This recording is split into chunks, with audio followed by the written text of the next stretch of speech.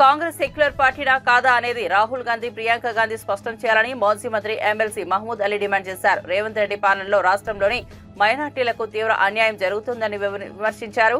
కేసీఆర్ హయాంలో మైనార్టీలకు వివిధ పథకాల్లో సబ్సిడీలు ఇవ్వగా రేవంత్ రెడ్డి ముఖ్యమంత్రి అయ్యాక ఒక్క రూపాయి కూడా ఇవ్వలేదని మండిపడ్డారు. తెలంగాణ భవన్లో పలువురు మైనార్టీ నేతలతో కలిసి ఆయన మీడియాతో మాట్లాడారు. కాంగ్రెస్ నాయకులు మైనార్టీ డిక్లరేషన్ ప్రకటించి మర్చిపోయారని, మైనార్టీల ఓట్ల కోసం మోసం చేశారని విమర్శించారు. మైనారిటీ డిపార్ట్మెంట్ మొత్తం కొలాప్స్ అయింది. ఏం వర్క్ చేస్తారు? Minority finance corporation, Urdu academy, Waqf board, Haj house సరిగా సర్వీస్ ఇస్తలేదు. లాస్ట్ ఇయర్ హజ్కు పోయిన ఆ టైంలో వర్క్ చేసిన ఆయనకు డబ్బులు శాంక్షన్ చేయలేదు. మైనారిటీలో అంటే చాలా స్కీమ్స్ ప్రాపర్లీ మైనారిటీస్ को मौलाना అబుల్ కలాం తోఫా తాలీం చాలా పబ్లిసిటీ చేశారు. అని ఏం చేశారు అంటే ఎంఫిల్ పిహెచ్డి చేసిన మనిషికి 5 లక్షల రూపాయలు ఇస్తా అంటే, గ్రాడ్యుయేషన్ చేసిన స్టూడెంట్స్కి 25,000, పోస్ట్ గ్రాడ్యుయేషన్కి 1 लाख, ఇంటర్మీడియట్కి 15,000, 10th क्लास पास చేసిన की 10,000. ये तमाम के तमाम झूठे वायदे वोट लेने के लिए किए गए. वोट लेने के बाद पूरा भूल गए रेवंत रेड्डी साहब. आज उनके जो है 420 वायदे हैं, 420 होने के बाद भी उनके मिल रहे हुए. हमेशा 100 दिन में उसके बाद कुछ वायदा किया गया, फिर वायदा किया गया. कोई भी वायदे के अंदर वो बराबर जिस तरीके से वायदे करे, किसी तरीके से किसी को सपोर्ट नहीं हुआ. और सबसे ज़्यादा अगर किसी का नुकसान हो रहा है इस वक्त तो वो है माइनॉरिटीज़. माइनॉरिटीज़ को 1,000 करोड़ रुपए खाली सब्सिडी लोन के लिए डिक्लेयर किया गया था. एक पैसा भी दिया नहीं गया. अभी जो है सेविंग मशीन लेने के लिए देने के लिए एप्लीकेशन लिए गए, वो भी लाखों की तादाद में आए और उनके पास कोई मशीन नहीं है. वो हमारे पीरियड में जो बीआरएस के पीरियड में जो मशीना बचे हुए हैं वो शायद 3,000 मशीन है, उसके बारे में डिस्ट्रीब्यूट कर रहे हैं. जिस तरह डबल बेडरूम केसीआर साहब ने बनाए थे और ये माइनॉरिटी फाइनेंस कॉर्पोरेशन में मशीना भी केसीआर साहब ने दिया था, उसका ऐलान करते हुए एप्लीकेशन लिए गए. पूरा हर जगह. నెల్లూరు రూరల్ ఎమ్మెల్యే కోటంరెడ్డి శ్రీధర్ రెడ్డితో తనకు విభేదాలు వచ్చినట్లు కొందరు చేస్తున్న దుష్ప్రచారాన్ని మంత్రి నారాయణ ఖండించారు. శ్రీధర్ రెడ్డి ప్రజల నాడి తెలిసిన నాయకుడిని కొనియాడారు. విజయవాడలో 40 కోట్ల పన్ను బకాయిలుంటే నెల్లూరులో 120 కోట్లు ఉన్నాయని వివరించారు. ప్రజలపై ఒత్తిడి లేకుండా వాటిని వసూలు చేయాలని అధికారులకు సూచించినట్లు చెప్పారు. నేను మాట్లాడేది శ్రీధర్ రెడ్డి, ఎమ్మెల్యే శ్రీధర్ రెడ్డి గురించి. శ్రీధర్ రెడ్డి గారు 3 సార్లు ఎమ్మెల్యే, చాలా అనుభవం ఉన్నవాడు, ప్రజల నాడి తెలిసినవాడు. ఒక్కసారి కాదు గెలిచింది, 3 సార్లు కంటిన్యూస్ గెలిచాడు. అతను ప్రజలకు అనుగుణంగానే చేస్తాడు. అయితే అధికారులు కూడా వాళ్ళ చట్టాలకు అనుగుణంగా చేస్తారు. ఇప్పుడు కూడా దాన్ని వయా మీడియంగా ప్రజల నిరుపేదలకు ఇబ్బంది లేకుండా చేయాలా. నేను కమిషనర్ గారితో కూడా చెప్పాను. ఇప్పుడు ఏదైతే బోర్డు పెట్టారో అలా పోయేసి మరీ రూల్ పొజిషన్ కాకుండా మీరు 1కి 2-3 సార్లు వాళ్ళకి చెప్పండి. వాళ్ళని ఇబ్బంది పెట్టకుండా కట్టించాల్సింది కట్టించుకోండి, ఏదైనా చేయండి. ప్రజలకి ప్రత్యేకంగా పేదలు నిరుపేదలకు యాక్చువల్గా ఇబ్బంది లేకుండా చేయమని చాలా క్లియర్గా చెప్పాను. శ్రీధర్ రెడ్డి చెప్పిన దాంట్లో కూడా తప్పు లేదు. నేను కమిషనర్ గారితో మాట్లాడా. టౌన్ ప్లానింగ్ డైరెక్టర్కి ఇక్కడ ఎవరైతే టౌన్ ప్లాన్ చేస్తున్నారో వాళ్ళకి, నుడా వాళ్ళకి, టౌన్ ప్లానింగ్ డైరెక్టర్కి నేను నిన్న కాన్ఫరెన్స్ తీసుకోవడం చెప్పాను. ప్రజలకు ఇబ్బంది పెట్టద్దు, ఎమ్మెల్యేలకి చెప్పండి రూల్ పొజిషను, వాళ్ళు కూడా ఇబ్బంది పెట్టద్దు. ఎందుకంటే రేపు మళ్ళీ ఎలక్షన్లో గెలవాలంటే ప్రజలు ఓటేయాలి. అట్టని జిగ్జాగ్గా ఇష్టం వచ్చినట్టు అడ్డదారులలో చేయొద్దు అని చాలా క్లియర్గా చెప్పాను. నేను శ్రీధర్ రెడ్డితో నిన్న కూడా మాట్లాడాను, ఇవాళ కూడా మాట్లాడుతున్నా. ఖచ్చితంగా ఆయనకున్న అనుభవం ప్రజల నాటి తెలుసు ఆయనకి. దానికి తగ్గట్టుగా at the same time rules రెగ్యులేషన్స్లో ఏదైనా ఇబ్బంది ఉంటే ఆ రూల్స్ రెగ్యులేషన్లో చట్టంలోనే మార్పు తీసుకొస్తాం. శ్రీధర్ రెడ్డికి నారాయణకి అయిపోయింది వారిని వారి రోజు మాట్లాడుకుంటున్నాం. రోజు ఉదయం సాయంకాలం మాట్లాడుతుంటాం. ఇప్పుడు ఆయనకి లోకల్గా ప్రాబ్లం వచ్చినప్పుడు ఎత్తుతాడు, తప్పులేదు. 175 మంది ఎమ్మెల్యేలు అంటే 175 ఎమ్మెల్యేలు నెక్స్ట్ టైం గెలవాలనుకుంటారు. ప్రజలకు అనుగుణంగా చేయాలనుకుంటారు. రూల్స్ రెగ్యులేషన్లో ఏదైనా తేడా వస్తే వాయిస్ రైజ్ చేస్తారు, తప్పలేదు. మంత్రులు ఉండేది ఏంటంటే మంత్రులు, ముఖ్యమంత్రి, క్యాబినెట్ ఉండేది దేనికంటే ప్రజలకు అనుగుణంగా అవసరమైతే రూల్స్ రెగ్యులేషన్స్ మార్చడం. నేను ఎందుకు మార్చాను? 18 రూల్స్ మార్చాను. భారతదేశంలో ఎక్కడా లేని విధంగా ఆంధ్రప్రదేశ్లో చేశాం. తెలంగాణ రాష్ట్రానికి రూపాయి నిధులు ఇవ్వనందుకే పార్లమెంట్ బడ్జెట్ సమావేశాల్లో బల్లలు చరిచారా అని బీజేపీ రాష్ట్ర ఎంపీలను బీఆర్ఎస్ నేత రాష్ట్ర కార్పొరేషన్ మాజీ చైర్మన్ రావుల శ్రీధర్ రెడ్డి ప్రశ్నించారు. బడ్జెట్ ప్రసంగం జరిగేటప్పుడు కేంద్ర మంత్రులు కిషన్ రెడ్డి, బండి సంజయ్, ఇతర ఎంపీలు బల్లలు చరిచారని ఎద్దేవా చేశారు. తెలంగాణకు రూపాయి ఇవ్వకపోయినా డ్రీమ్ బడ్జెట్ అని కిషన్ రెడ్డి అభివర్ణించడంపై ఆగ్రహం వ్యక్తం చేశారు. హైదరాబాద్ తెలంగాణ భవన్లో ఆయన మీడియాతో మాట్లాడారు. ఏపీకి చెందిన కేంద్ర మంత్రులు రామ్మోహన్ నాయుడు, పెమ్మసాని చంద్రశేఖర్ ను చూసి కిషన్ రెడ్డి, బండి సంజయ్ బుద్ధి తెచ్చుకోవాలని చురకలంటించారు. రాష్ట్రానికి సంబంధించినటువంటి ఎంపీ, తెలంగాణ నుంచి కేంద్ర మంత్రి, ఆయనకు అది డ్రీమ్ బడ్జెట్ అట. ఈ తెలంగాణ ప్రజలు ఆలోచించాలి. విభజన చట్టాన్ని మొత్తంగా మర్చిపోయినారు. బయ్యారం స్టీల్ ఫ్యాక్టరీ, ఐఏఎం అడిగినాం, ట్రైబల్ యూనివర్సిటీని అడిగినాం, రైల్వే కోచ్ ఫ్యాక్టరీ ఇంకా అధికారికంగా ఉత్తర్వులు రాలేదు. కొత్తగా పసుపు బోర్డు అని పెట్టారు, దానికి నిధులు లేవు. ఏ ఒక్క ఇరిగేషన్ ప్రాజెక్టుకి జాతీయ హోదా ఇవ్వలేదు. ఒక నవోదయ స్కూల్ లేదు, ఓ సైనిక్ స్కూల్ లేదు, మెడికల్ కాలేజీల ప్రస్తావన లేదు, వరంగల్ ఎయిర్పోర్ట్ ప్రస్తావన లేదు. రాష్ట్రం ఏదో 1,63,000 కోట్లుగా అడిగినట్టున్నారు. అది కూడా 40-45 రోజుల ముందు. మరి ఎప్పుడు అడిగినరో, ఎందుకు అడిగినరో వాళ్ళకి తెలియదు, కానీ వాళ్ళు అడిగినరు, కనీసం వాళ్ళు ప్రస్తావన చేయలేదు. తెలంగాణ రాష్ట్రానికి ఇప్పుడు నేను చదివినటువంటి అంశాల్లో ఈ ఒక్కదాని ప్రస్తావన లేకపోతే కూడా తెలంగాణకు సంబంధించినటువంటి కేంద్ర మంత్రి కిషన్ రెడ్డి గారికి ఆ బడ్జెట్ డ్రీమ్ బడ్జెట్ లా కనబడిందంటే ఇంతకంటే దిగజారినటువంటి, ఇంతకంటే హీనమైనటువంటి, ఇంతకంటే నీచమైనటువంటి మనసుతో ఉంటుందా అని నేను అడుగుతా ఉన్నాను. మీకు ఎట్లా మనసు వస్తుంది మంత్రులు కొనసాగడానికి? తెలంగాణ రాష్ట్ర ప్రజలు మీకు ఓట్లేసి పంపిస్తే ఢిల్లీలో పదవులు కులకడానికి కాదు కదా ప్రజలు ఓట్లేసింది. రాష్ట్ర ప్రయోజనాల కోసము, తెలంగాణ కోసం కొట్లాడాలి కదా. ఈ ఎన్నికల ఈ బడ్జెట్ మధ్యతరగతి బడ్జెట్ కాదు, పేదల బడ్జెట్ కాదు. ఇది బీహార్, ఢిల్లీ ఎలక్షన్ల కోసం వచ్చినటువంటి బడ్జెట్ లాగా దేశమంతా కూడా భావిస్తూ ఉంది. ఏమన్నా అంటే కిషన్ రెడ్డి గారు చెప్తా ఉన్నారు నిన్న, రాష్ట్రాల వారీగా కేటాయింపులు ఉండవండి, ఇది కేంద్ర బడ్జెట్. ఎంత తెలివి తక్కువతనం అంటే ఎన్నిసార్లు ఆత్మవంచన చేసుకుంటారు? రాష్ట్రాల ప్రస్తావన ఉండకపోతే బీహార్కు సంబంధించినటువంటి మఖానా బోర్డు ప్రస్తావన ఎందుకు వస్తుంది? బీహార్కు సంబంధించి వెస్ట్రన్ కోషి కెనాల్ అనే ప్రాజెక్టుకు సంబంధించినటువంటి నిధుల ప్రస్తావన ఎందుకు వస్తుంది? తెలంగాణలో మామూలు ఎయిర్పోర్టుకు నిధుల ప్రస్తావన రానట్టు.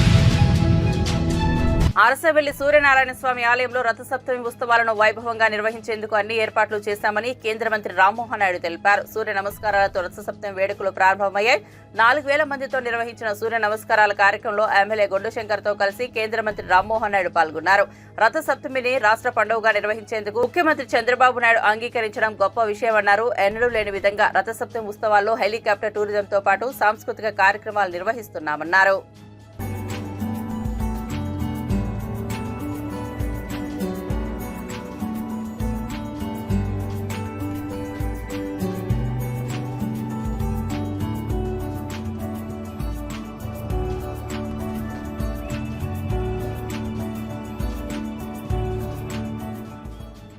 శ్రీకాకుళం జిల్లా అరసవెల్లిలో వెలిసినటువంటి సూర్యనారాయణ భగవాన్ స్వామి వారి తాలూకా రథసప్తమి ఉత్సవాల కార్యక్రమం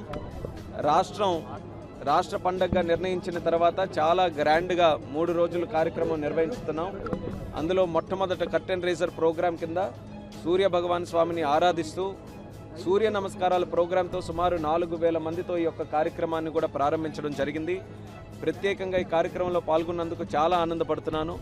ఎప్పుడు జరగని విధంగా ఈ యొక్క ఉత్సవాలు జరపాలనేది ఇప్పుడు ఉన్నటువంటి ప్రభుత్వం తాలూకా కోరిక. దానికి మొట్టమొదట అడుగు వేసింది మరి ఎమ్మెల్యే గారు గొండి శంకర్ గారు. ఇది రాష్ట్ర పండగగా జరగాలని ఒక కోరిక ముఖ్యమంత్రి గారికి తెలియజేసిన వెంటనే శ్రీకాకుళం జిల్లా మీద ఉన్న అభిమానంతో ముఖ్యంగా అరసవల్లి దేవాలయం తాలూకా ఉన్నటువంటి ప్రత్యేకతను గుర్తించి ముఖ్యమంత్రి గారు కూడా దానికి అంగీకరించి రాష్ట్ర పండగగా చేసే అవకాశం మాకు కల్పించారు. ఆ జీవో వచ్చిన వెంటనే మరి నేను కానీ అలాగే రాష్ట్ర మంత్రి వర్యులు అచ్చెన్నాయుడు గారు కానీ మరి స్థానిక నాయకత్వం కానీ అలాగే జిల్లా యంత్రాంగం కానీ అందరం కూడా కలిసికట్టుగా మంచి ప్రోగ్రామ్స్తో, కల్చరల్ యాక్టివిటీతో, స్పిరిచువల్ ప్రోగ్రామ్స్తో 3 రోజులు కూడా ఈ రథసప్తమి ఉత్సవాలు జిల్లాలోనే కాదు రాష్ట్రంలోనే ఎన్నడూ జరగని విధంగా చేయాలన్నటువంటి ఆలోచనతో చాలా చక్కగా ప్లాన్ చేసుకొని చేశాం. ఈ యొక్క 3-డే ప్రోగ్రాంలో స్పోర్ట్స్ ప్రోగ్రామ్స్ పెట్టాం. ప్రత్యేక ఆకర్షణ కింద ఒక హెలికాప్టర్ రైడ్ కూడా 3 రోజులు కూడా నిర్వహిస్తున్నాం. అలాగే కల్చరల్ ప్రోగ్రామ్స్, ముఖ్యంగా శోభాయాత్ర అనే ప్రోగ్రాం పెట్టుకొని టౌన్ మొత్తం కూడా ఒక యాత్ర చేస్తూ ప్రతి ఒక్కరిలో కూడా ఒక ఆధ్యాత్మిక భావన మళ్ళీ తీసుకొని రావాలనే ఆలోచనతో ఈ 3 రోజుల ప్రోగ్రాం కూడా చేశాం. శ్రీకాకుళం జిల్లా అభివృద్ధికి కూడా ఒక ప్రధానమైనటువంటి కేంద్రంగా, ఈ ఆధ్యాత్మిక కేంద్రంగా అరసవల్లి టెంపుల్ని మేము భావిస్తున్నాం. దాన్ని ఎంతో కాలంగా అభివృద్ధి చేయాలనుకున్నా సరైనటువంటి అవకాశాలు మాకు రాలేదు. కేంద్రం ఉన్నటువంటి ప్రసాద్ స్కీమ్ ద్వారా కూడా ప్రత్యేకంగా డిపిఆర్ కూడా తయారు చేసి ఆలయాన్ని అభివృద్ధి చేయాలని దానికి కూడా కంకణం కట్టుకొని ముందుకు నడుస్తున్నాం. అయితే ముందుగానే ఈ రథసప్తమి కార్యక్రమం వచ్చింది కాబట్టి టౌన్ అంతటిని కూడా చాలా అంగరంగ వైభవంగా తయారు చేస్తూ తిరుమల శ్రీవారిని ప్రముఖ సినీ దర్శకురాలు ఐశ్వర్య రజనీకాంత్ దర్శించుకున్నారు. తెల్లవారుజామున స్వామివారి సుప్రభాత సేవలో పాల్గొన్నారు. దర్శనం అనంతరం ఆమెకు రంగనాయకుల మండపంలో పండితులు వేద ఆశీర్వచనం చేసి తీర్థ ప్రసాదాలు అందజేశారు.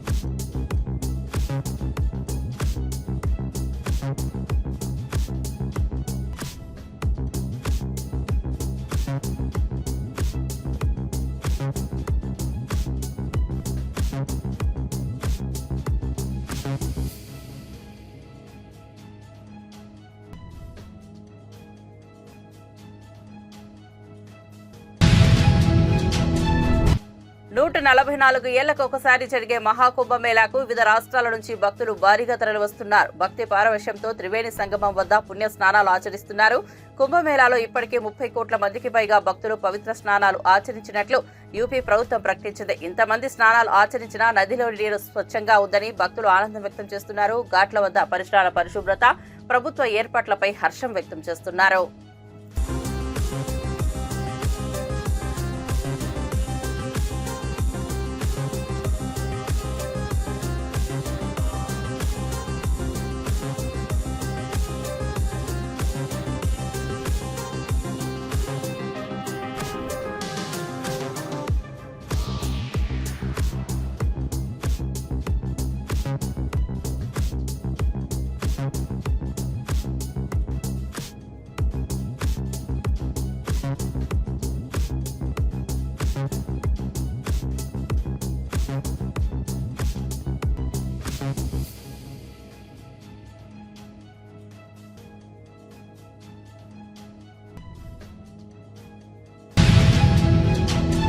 Welcome to top headlines. AP ముఖ్యమంత్రి చంద్రబాబు నాయుడు ఢిల్లీ చేరుకున్నారు. చంద్రబాబు ఢిల్లీ అసెంబ్లీ ఎన్నికల ప్రచారంలో పాల్గొననున్నారు.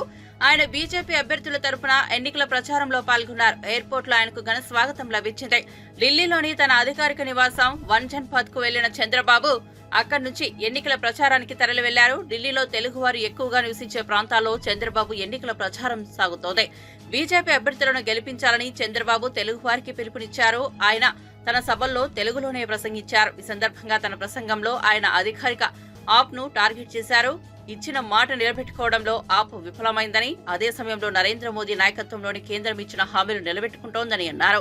త్రాగునీరు అందించడంలో ఆప్ విఫలమైందని, ప్రధాని మోదీ అమృత్ పథకం కింద స్వచ్ఛమైన త్రాగునీరు అందిస్తున్నారని వివరించారు.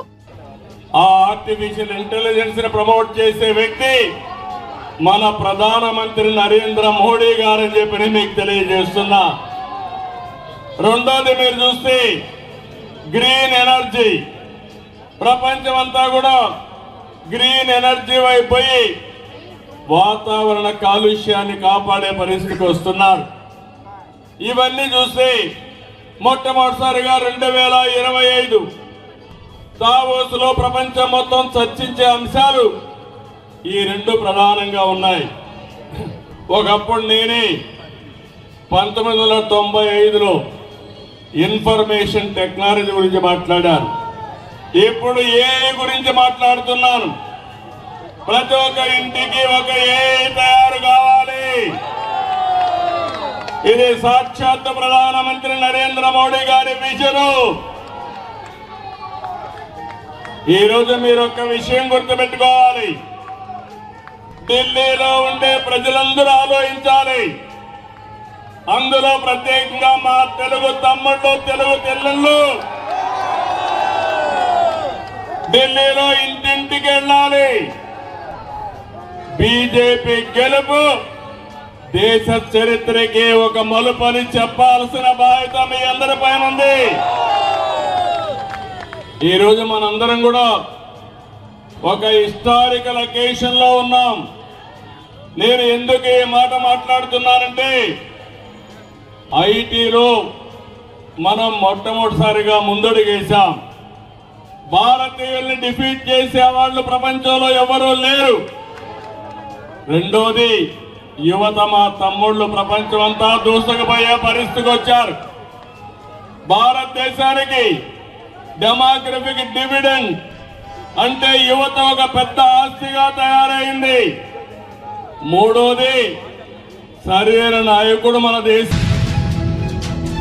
రాష్ట్రంలో బీసీల లెక్క తేలింది. మొత్తం 1,99,85,767 మంది బీసీలు ఉన్నట్టు సమగ్ర కులగణన సర్వే రిపోర్టులో వెల్లడైంది. వీరిలో ముస్లింలు 35,76,588 మంది ఉన్నట్లు తేలింది. ప్రభుత్వం నిరుడు నవంబర్లో రాష్ట్ర వ్యాప్తంగా కులగణన సర్వే చేపట్టింది. మొత్తం 1,15,71,457 కుటుంబాలు ఉన్నట్లు గుర్తించింది. అయితే కులగణన సర్వేలో వివరాలు ఇచ్చేందుకు 3,56,326 కుటుంబాలు నిరాకరించగా మిగతా 1,12,15,131 కుటుంబాల వివరాలను సేకరించింది. ఈ కుటుంబాలకు సంబంధించి మొత్తం 3,54,77,554 మంది వివరాలను నమోదు చేసింది. ఈ కులగణన సర్వేకు సంబంధించిన పూర్తి నివేదికను ప్లానింగ్ శాఖ మంత్రి ఉత్తమ్ కుమార్ రెడ్డి నేతృత్వంలోని కేబినెట్ సబ్ కమిటీకి అందజేసింది. చేసి ఆ తర్వాత శాసనసభలో తీర్మానం చేసి మరి ఈరోజు మా కేబినెట్ సబ్ కమిటీకి planning department principal secretary Sandeep Sultania garu, ఈ యొక్క సోషియో ఎకనామిక్ సర్వేకి state nodal officer Anudeep Durishetty garu ఈరోజు వారు సమర్పించడం జరిగింది. దీనికి కొంత వెనక్కి పోతే, బ్యాక్గ్రౌండ్ పోతే, భారతదేశంలో చాలా దశాబ్దాలుగా స్వాతంత్రం తర్వాత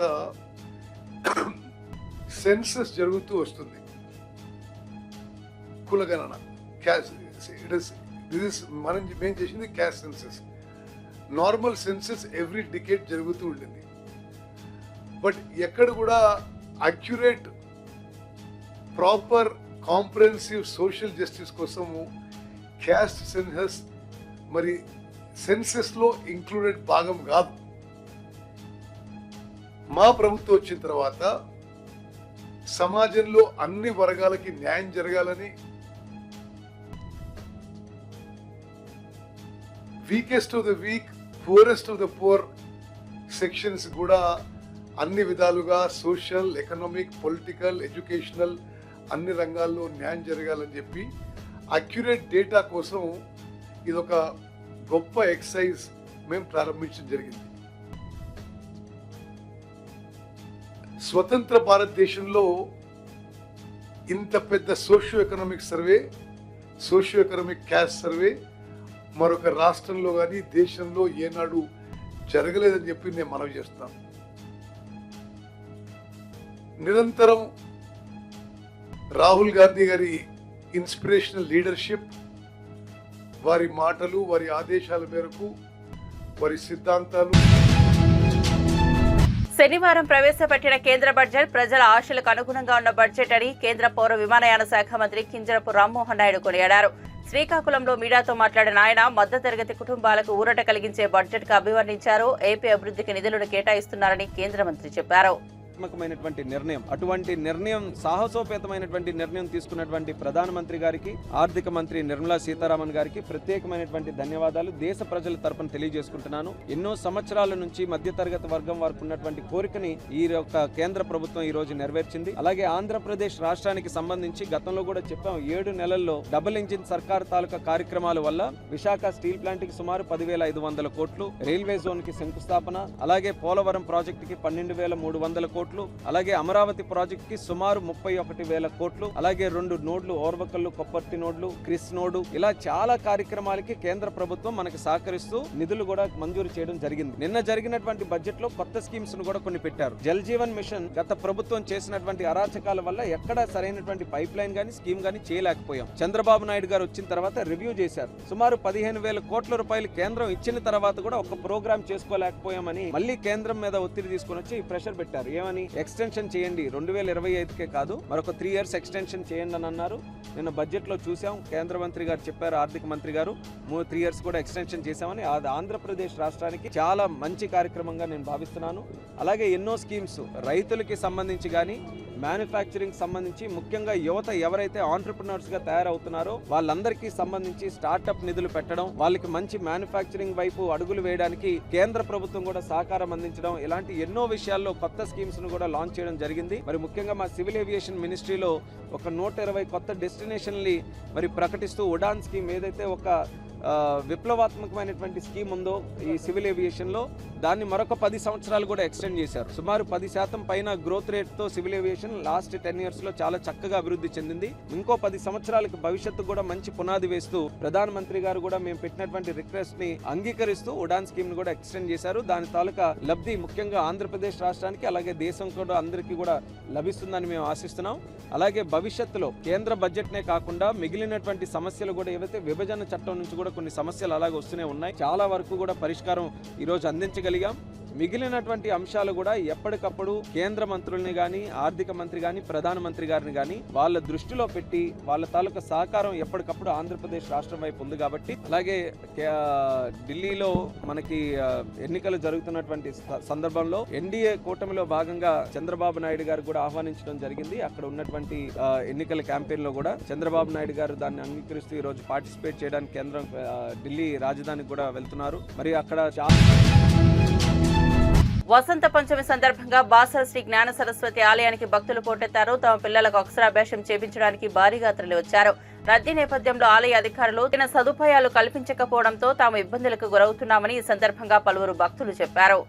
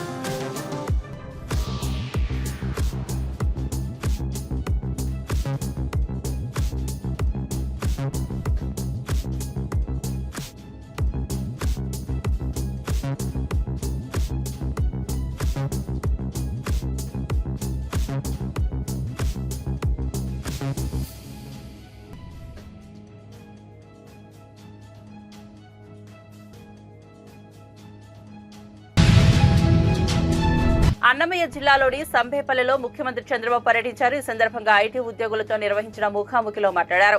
ఐటీ ఉద్యోగులపై పలువురు వైఎస్ఆర్సీపీ నాయకులు విమర్శలు చేశారు. ఆ వ్యాఖ్యలకు మంత్రి మండిపల్లి రాంప్రసాద్ రెడ్డి ఘాటుగా స్పందించారు. దేశంలోని పలు రాష్ట్రాల్లో ఐటీ ఉద్యోగాలు సాధించిన యువత తమకు వచ్చే వేతనాల్లో కొంత స్వగ్రామాల బాగు కోసం ఖర్చు పెడుతున్నారంటే సంతోషించాల్సింది పోయి వారిపై కూడా విమర్శలు చేయడం తగదన్నారు.